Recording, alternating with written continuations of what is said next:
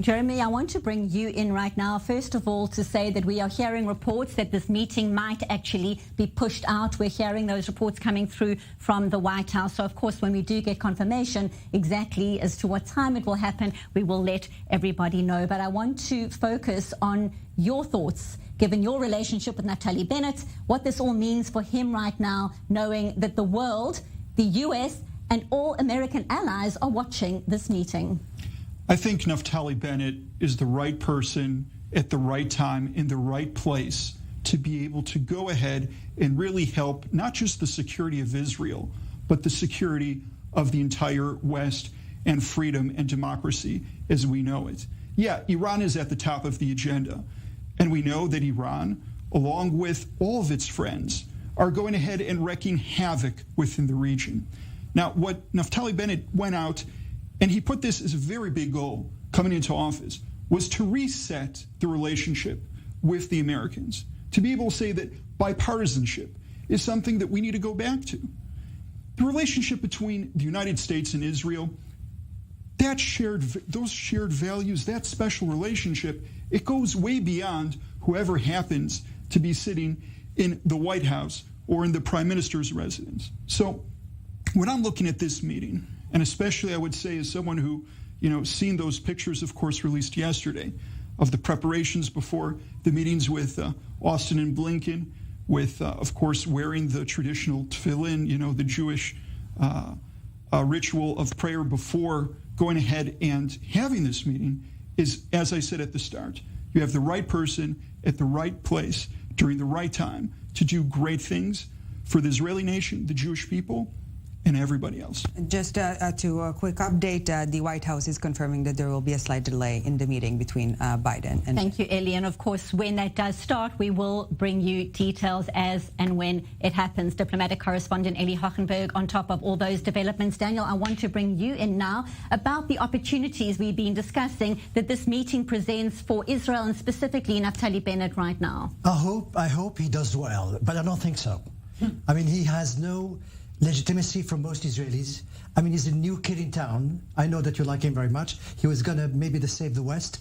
But in Israel, in terms of the mandates, in terms of the popularity, he's not doing well.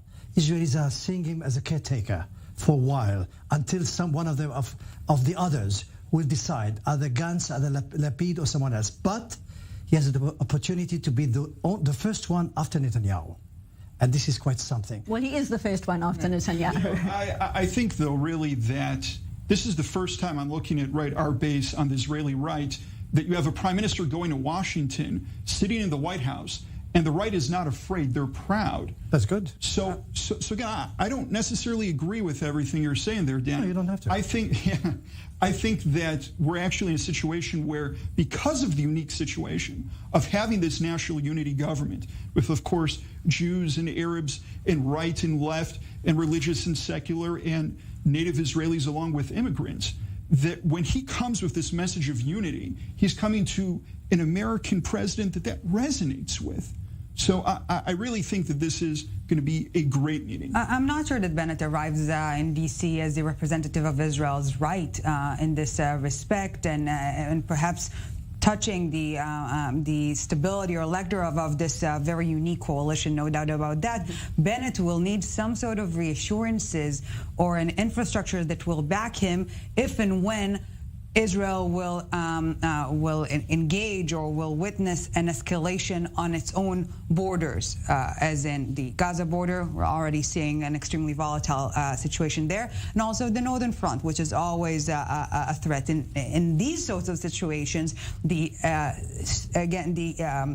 cohesiveness, or again lack thereof, of this coalition will play a major role. We have the Ram Party, this time Arab Ram Party. We have leftist elements within this government. So it is true that Bennett's popularity is not rising due to his handling of the coronavirus crisis at this point in time. But it's not the reason if and when his government will collapse. The security-related issues are much more sensitive, and the backing that he might receive from the Biden administration will perhaps provide it some future oxygen, if and when Israel encounters again an uptick in violence on its domestic front. One has to give him credit. Bennett, he came from nowhere. and became prime minister with 6 mandates in the parliament. Never before, maybe never in the future, will somebody with such little power become prime minister of this troubled country and so complicated. What I'm saying that can he deliver on the big issues? He has only Iran in his agenda because Iran is the new version of maybe Nazi Germany. They want to destroy Israel. But what about the other issues? So talk to us about those other issues. What should he be prioritizing? I went to Ramallah last week. They've been waiting for 12 years. Nothing has been done during Netanyahu because Palestinian state is seen by many Israelis, especially the right wing, as the end of Israel.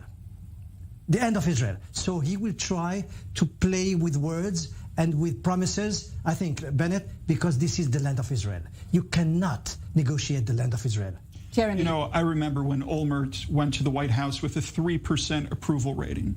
Okay, you mentioned the 12 years of Netanyahu. Let's remember that Bennett, when he's going and sitting right now for this meeting coming up, he has a lot more popularity and a lot more support than a lot of other prime ministers have had when they've been at these crucial issues. But not necessarily leadership legitimacy. Look, we're in a situation where he's been in the job for about 10 weeks, right? You know, it takes time to be able to go from we got 7 seats in the election. We only have 6 of the 7 supporting us at the moment, going ahead and being able to have a trajectory of taking off. We're also looking to expand our coalition, which is just 61 in a body of 120. So, you know, of course, you have the issues of the internal stability of the coalition. You have the domestic issues of course, our own. What Netanyahu said about the danger of Iran, and we are a little bit tired of this. No. We're looking. We're not looking for talk.